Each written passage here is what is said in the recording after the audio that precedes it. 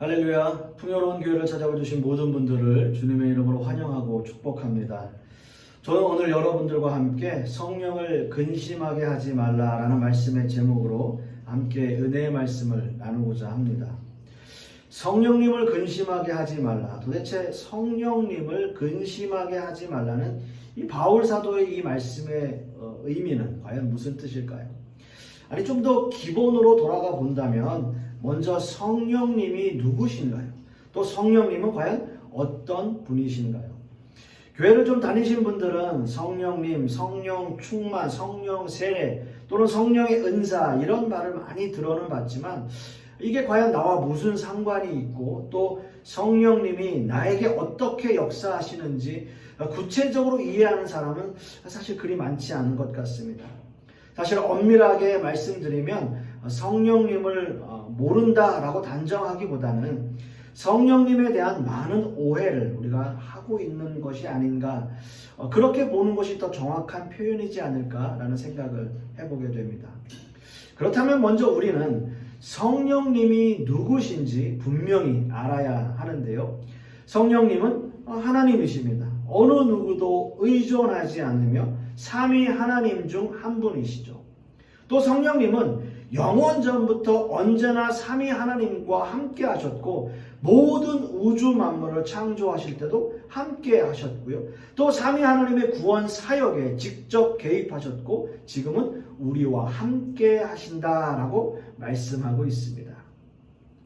성령 하나님은 전능하신 하나님으로 예수 그리스도를 믿는 성도와 함께 하시며 성도 안에 내주하십니다. 이 사건은 예수님이 이 땅에 사람의 몸을 입고 오신 사건, 즉 성육신 사건과 깊은 연관이 있습니다. 하나님이 어떤 완전한 인간이 어떻게 완전한 인간이 될 수 있을까요? 예수님은 완전한 하나님이시면서 또 완전한 인간이셨습니다. 예수님은 실제로 배가 고프셨고요. 또 괴로워도 하셨고요. 슬퍼도 하셨고 또 눈물도 흘리셨습니다. 예수님은 완전한 하나님으로 그리고 완전한 인간으로 이 땅에 오셨기에 그분은 인간이 가진 모든 감정을 느끼셨던 거죠. 그 가운데 십자가라고 하는 것은 인간이 느낄 수 있는 가장 큰 고통을 느끼며 십자가에서 우리를 위해 돌아가신 것입니다. 그러나 그분은 또 하나님이십니다. 성육신 사건은 하나님이 직접 인간의 역사에 개입하신 놀라운 하나님의 신비이며 은혜이며 사랑인 것입니다. 우리는 이 사건을 말로 표현할 수가 없어요.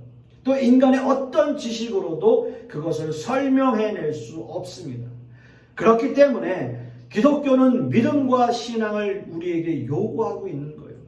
이 믿음과 신앙에서 우리는 성령님의 도우심과 또 성령님의 능력을 받게 됩니다. 예수님이 이 땅에 사람으로 오셔서 우리를 위해서 십자가에 죽으시고 부활하셨어요. 그리고 하늘로 올리우시며 이 땅에 다른 하나님을 보내주셨는데 그분이 바로 성령 하나님이십니다. 요한복음 16장 7절 말씀을 보시면 그러나 내가 너희에게 실상을 말하노니 내가 떠나가는 것이 너희에게 유익이라. 내가 떠나가지 아니하면 보혜사가 너희에게로 오지 아니할 것이요 가면 내가 그를 너희에게로 보내리니 라고 말씀하고 있습니다. 또 다른 하나님을 보내신다는 예수님의 약속이라는 거죠. 성령님은 예수님처럼 인간의 몸으로 이 땅에 오신 것이 아닙니다. 예수님처럼 인간의 몸을 입고 오셔서 어느 한 지역에 제한된 장소에 머무르시는 것이 아니라 영의 모습으로 이 땅에 오셔서 모든 시간과 공간을 초월하시며 모든 하나님의 백성 안에 머무신다고 성경에서 말씀하고 있습니다. 이것이 우리에게는 더 유익이라는 거예요. 성령님이 이 땅에 오셔서 우리 안에 거하신다는 것, 이 사건 역시도 우리가 예수님의 성육신 사건을 인간의 말로 표현할 수 없고 인간의 지식으로 설명할 수 없듯이 우리는 설명할 수 없습니다. 이것은 우리를 구원하시기 위한 전적인 하나님의 섭리이며 은혜이며 사랑입니다. 예수님이 우리에게 약속의 말씀으로 선포하셨기에 우리는 믿고 의지하는 거예요. 우리는 그 말씀을 믿습니다. 예수님이 하나님이시지만 이 땅에 오셔서 우리를 위해서 십자가를 지시고 우리를 위해서 죽으시고 부활하셨고 또 하늘로 올리우셨고 성령 하나님을 보내주시고 그 하나님이 지금 우리와 함께 하신다는 것, 우리는 그것을 믿습니다. 하나님이 우리와 함께 하시는 것, 하나님이 내 안에 내주하시는 것, 여러분 이것이 얼마나 놀라운 은혜이며 하나님의 사랑입니까? 여러분 믿으십니까? 네, 아멘입니다, 여러분. 자, 그런데요, 중요한 것은 이제부터입니다. 예수님의 말씀처럼 성령님이 이 땅에 오신 것은 믿는데 그분이 과연 내 안에 계시는지 또 나와 함께 하시는지 우리는 어떻게 확신할 수 있을까요? 지금 여러분들이 이 의문은 오늘 말씀과 깊은 연관성을 갖고 있습니다. 바울 사도는 지금처럼 옛사람의 모습과 새사람의 모습을 비교했고요. 또 그리스도인의 삶에 대한 부정적인 측면들 그리고 긍정적인 측면들을 들어서 신앙인다운 삶에 대해서 강조하고 있어요. 근데 여러분 하지만 가만히 보십시오. 예를 들어 지난 시간에 말씀드린 것을 버리고 참된 말을 하는 것, 분을 내지 말고 분을 품지 않는 것, 도덕질하지 말라는 말씀, 오늘 말씀에서도 31절과 32절의 말씀을 보시면 악독, 모함, 분냄, 비방, 친절, 용서와 같은 단어들은 기독교인들만이 아니라 모든 세상 사람들이 익숙하게 사용하는 단어라는 거예요. 여러분 보세요. 지금까지 바울 사도가 성도님들의 삶에 대한 긍정적인 측면들과 부정적인 측면들로 예를 든 말씀들을 세상 사람들은 실천하지 않나요? 세상 사람들은 거짓말만 하고 다닙니까? 세상 사람들은 화만 내면서 다닙니까? 세상 사람들은 도적질만 합니까? 아니죠. 아니에요. 어떻게 보면 세상에서 더 선하게 살려고 노력하는 사람들을 보면 막 사는 기독교인들보다 더 인격적으로 사는 사람들이 더 많을 수도 있어요. 기독교를 제외한 이교도들도 마찬가지입니다. 여러분 불교가 가지고 있는 가장 큰 주제는 무엇입니까? 예, 그렇습니다. 자비라는 거예요. 자비. 모든 사람들에게 자비를 베풀고 하물며 지나가는 개미도 밟지 않고 식사할 때 날아다니는 파리도 죽이지 않으려고 하는 그런 마음. 어떻게 보면 세상 사람들의 그 사는 모습에서 우리가 더 도덕적인 선을 찾을 수 있는지도 모르겠어요. 우리보다 더요. 우리보다 더 선하게 살 수 있다는 거예요. 그렇기 때문에 오늘 바울 사도가 한 말씀이 중요하다는 겁니다. 만약 오늘 말씀에서 성령을 근심하게 하지 말라라는 이 말씀이 없다면 바울 사도의 말씀은 그저 도덕적인 선을 지키라는 말씀밖에는 안 되는 것입니다. 도덕적인 선은 누구나 지킬 수 있습니다. 세상 사람들이라도 양심의 가책이 있고 선한 일을 하려고 하는 도덕적인 선을 행하려고 하는 기본적인 양심은 누구나 있기 때문입니다. 그러나 세상 사람 누구라도 이 행동이 성령님이 근심하시는 일일까? 아니면 성령님이 기뻐하시는 일일까? 라고 생각하는 사람은 한 사람도 없습니다. 왜냐하면 성령님은 성령님과 인격적인 관계를 맺고 있는 사람에게만 역사하시기 때문이에요. 인격적인 관계를 맺고 있지 않다면 서로 하는 일에 대해서 근심하거나 걱정하거나 아니면 기뻐할 일도 없다는 거죠. 여러분 이것이 바로 관계입니다. 관계. 여러분 아무 상관도 없는 일인데 그 일로 근심하거나 걱정하는 분이 계실까요? 그렇지는 않을 거예요. 자기랑 아무 상관도 없는데 근심하거나 걱정하는 사람은 좀 어떤 의미에서 이상한 사람일 수 있죠. 그러나 관계가 있다면, 나와 상관이 있다면, 나와 어떤 관계를 갖고 있다면 우리는 함께 걱정하고 함께 근심하고 또는 함께 즐거워하며 기뻐할 수 있게 됩니다. 그래서 신앙인들은 어느 순간 내가 하는 일에 대해서 생각하게 돼요. 꼭 생각하려고 해서가 아니라 문득 생각하게 되는 거예요. 이것이 과연 하나님이 기뻐하시는 일일까? 이 일이 과연 하나님이 나와 함께 하시는 일일까? 하나님께서 원하시는 일일까? 생각하게 되는 거죠. 성령께서 내주하시고 함께 하시지 않는다면 어느 누구라도 이런 생각을 할 필요가 없고 할 수도 없을 겁니다. 여러분이 믿지 않았을 때의 모습을 한번 생각해 보십시오. 세상에 사시면서 다 못되게 사셨습니까? 다 거짓말만 하면서 화만 내면서 사셨습니까?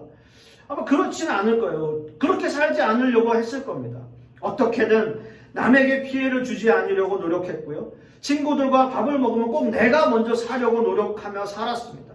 하지만 그때는 이런 일로 성령님이 근심하실까? 성령님이 기뻐하실까? 그런 생각은 하지는 않았죠. 그러나 지금은 다릅니다. 무슨 일을 하더라도, 무슨 생각을 하더라도, 무엇을 결정하려고 하더라도 성령님께 기도하게 됩니다. 이 일이 성령님이 과연 기뻐하시는 일일까?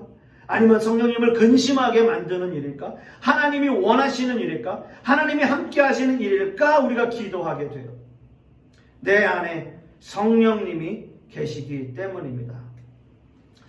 저는 늘 회중 기도를 할 때마다 이런 기도를 합니다. 우리가 이 자리에 있게 하신 것이 우리가 생각하고 우리가 의도하고 우리가 원하는 대로 이곳에 온 것이 아니라 하나님께서 우리와 함께 하시고 하나님께서 인도하셨기에 지금 이 자리에 있습니다 라는 기도를 하게 돼요. 여러분, 이 기도를 그냥 하는 기도라고 생각하지 마십시오. 여러분들 중 누구라도 이 자리에, 이 교회에 나올 때 성령께서 인도하시지 않는다면 우리는 이 자리에 있을 수 없는 사람들이에요.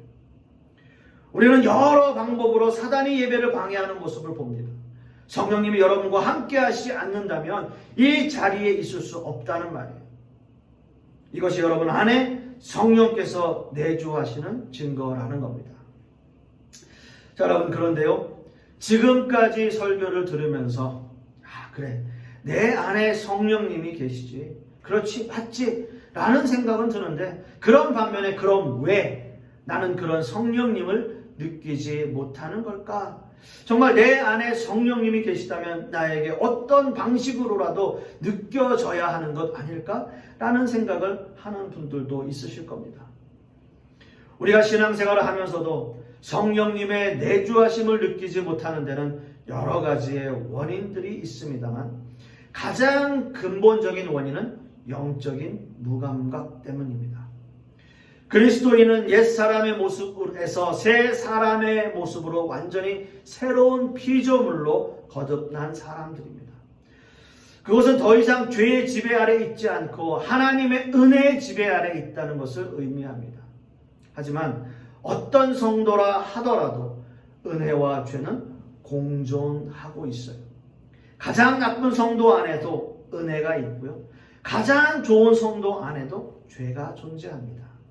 그러나 중요한 것은 비록 성도 안에 은혜와 죄가 공존하더라도 어떤 세력이 그 성도 안에서 지배권을 갖고 있느냐에 따라서 성령님의 내주하심을 확실히 느끼는 사람도 있고 반면에 그렇지 않은 사람도 있다는 거예요. 그렇기 때문에 우리는 영적 무감각 상태에서 벗어난 끊임없이 하나님의 은혜의 지배를 받으려고 노력해야 한다는 겁니다. 가끔 우리는 참으로 힘들고 어려운 일을 만나서 신앙적으로 영적으로 깊은 수렁에 빠진 듯한 느낌을 받을 때가 있습니다. 영적으로는 무감각해지고 내 안에 성령님이 계시는지 안 계시는지 도저히 알 수 없는 그런 상태를 경험하신 분들이 있으실 것입니다. 그럴 때 여러분들은 어떻게 그런 상황들이 극복이 되셨나요? 대부분 성령님이 내주하시는 분들은 이런 상황이 계속되면 될수록 우리 마음속 어디에선가는 모르지만 말씀에 대한 갈망이 생기기도 하고요. 왠지 모르게 기도하고 싶고 어떻게든 하나님의 음성을 듣고 싶은 그런 갈망이 생기게 됩니다. 이것이 구원받은 하나님의 백성 안에서 죄와 은혜가 서로 충돌하며 지배권을 가지려는 모습입니다. 그런 마음의 갈등이 지속될 때 한번 여러 번 성경의 구절이 그전에는 그저 읽어 넘겼던 말씀들이었지만 어려운 일을 만났을 때는 그 말씀 한 구절 한 구절이 마음에 사무치는 그런 경험을 하신 분들도 있으실 것입니다. 그것이 바로 성령님께서 우리 안에 내주하시며 근심하시는 성령이 우리를 깨워 성령님이 기뻐하시는 모습으로 변화시키는 과정입니다. 또한 성령님께서는 이렇게 영적인 무감각에 깊이 빠져있는 하나님의 백성들을 깨우기 위해서 다양한 은혜를 허락하시게 됩니다. 여러 가지 은혜의 체험들을 통해서 더욱 하나님을 깊이 체험하게 하시는 거고요. 이런 다양한 은혜는 각 사람의 신앙의 정도와 필요에 따라서 성령님이 허락하시게 되는 거죠. 이런 다양한 은혜는 특별한 사람에게 주어지는 것이 아니라 필요한 사람에게 주어지는 것입니다. 로마서 12장 6절에서 8절의 말씀을 보시면 다양한 은혜와 은사들이 열거되고 있습니다. 우리에게 주신 은혜대로 받은 은사가 각각 다르니 혹 예언이면 믿음의 분수대로, 혹 섬기는 일이면 섬기는 일로, 혹 가르치는 자면 가르치는 일로, 혹 위로하는 자면 위로하는 일로, 구제하는 자는 성실함으로, 다스리는 자는 부지런함으로, 긍휼을 배우는 자는 즐거움으로 할 것이니라 라고 말씀하고 있습니다. 바울 사도의 말씀처럼 특별한 사람에게 주어지는 것이 아니라 필요한 사람에게 다양한 은사를 허락하고 그렇게 하고 있음을 우리는 말씀을 통해서 알 수 있습니다. 6절의 예언은 하나님의 말씀을 의미하고 있고요. 섬기는 것, 가르치는 것, 위로하는 것, 구제하는 것, 긍휼히 여기는 것, 어느 것 하나라도 특별하다기보다는 필요한 사람들에게 주어지고 있는 모습입니다. 중요한 것은요, 영적인 무감각과 침체가 지속되면 성령의 내주하심에 대한 확신이 없기 때문에 자신에게 주어진 이런 은사들이 있다는 것을 인식하지 못하는 거예요. 아니, 너무 평범해서 이런 것이 은사가 아니라고 생각하는 사람도 있는 거죠. 그렇기 때문에 우리는 날마다 깨어 있어야 하고요. 날마다 주님이 베푸신 은혜를 사모해야 하는 것입니다. 죄와 은혜의 지배라는 책에 보면 이런 글이 있어요. 이전에 받은 은혜는 이전에 필요한 은혜였고요. 지금은 오늘 하늘을 열고 부어주시는 거룩한 은혜, 그 은혜로 말미암아 오늘 우리 안에 역사하는 은혜의 현재적인 지배를 사모해야 합니다. 우리가 간헐적으로 맛보는 은혜의 경험을 통해서는 결코 죄의 지배를 벗어나 거룩한 은혜의 지배 아래 살아갈 수 없습니다 라고 말씀하고 있습니다. 사랑하는 성도 여러분, 중요한 것은 바로 현재입니다. 현재 나의 영적인 상태는 어떠한가? 나는 지금 어떤 은혜의 삶을 살아가고 있는가? 또 내 삶이 성령님이 기뻐하시는 삶인가? 성령님이 기뻐하시는 삶을 살기 위해 나는 어떻게 교회와 세상에서 살아가고 있는가? 그렇게 고민하며 사는 겁니다. 성령님이 우리 안에 내주하심을 믿고 그 성령님께서 근심하지 않게 사는 것, 이것이 신앙인의 도리이며 의무라는 것이죠. A.W. 토조 목사님이 쓰신 이것이 성령님이다 라는 책을 보시면 이런 글이 있어요. 그분은 생각하고 느낄 수 있는 인격체이시다. 그분은 성부와 성자와 결코 분리될 수 없는 분이시다. 만약 당신이 벼랑간 천국으로 옮겨진다 할지라도 지금보다 더 가까이 하나님께로 가는 것은 아니다. 왜냐하면 그분은 이미 여기에 계시기 때문이다. 당신의 몸이 공간적으로 아무리 이동한다 해도 당신이 그분께 더 가까이 가는 것이 아니요 그분이 당신에게 더 가까이 오시는 것도 아니다. 왜냐하면 서로 분리될 수 없는 성삼위 하나님이 항상 우리와 함께 계시기 때문이다 라고 말씀하고 있습니다. 사랑하는 성도 여러분, 우리는 전능하신 하나님을 우리 안에 모시고 사는 사람들입니다. 성령님이 여러분 안에 계심을 여러분 확신하십시오. 그리고 믿으십시오. 성령님의 부르심은 구원의 날까지, 예수님이 이 땅에 다시 오시는 그날까지 우리와 함께 하시겠다고 하신 성령 하나님의 약속이십니다. 이 은혜가 세상 끝날까지 저와 여러분에게 함께 하시기를 간절히 축원하겠습니다. 기도하겠습니다. 아버지 하나님 감사합니다. 성령께서 우리 안에 내주하시고 성령께서 역사하심을 우리는 믿습니다. 그렇기 때문에 성령께서 우리 안에 내주하심을 믿고 또 성령께서 우리와 함께 하심을 믿고 세상 가운데로 나아가며 세상에서 하나님의 백성다운 모습으로 살아가는 우리 모든 성도님들 되게 하여 주시옵소서. 주님 감사드리며 예수 그리스도 이름 받들어 기도드렸사옵나이다. 아멘.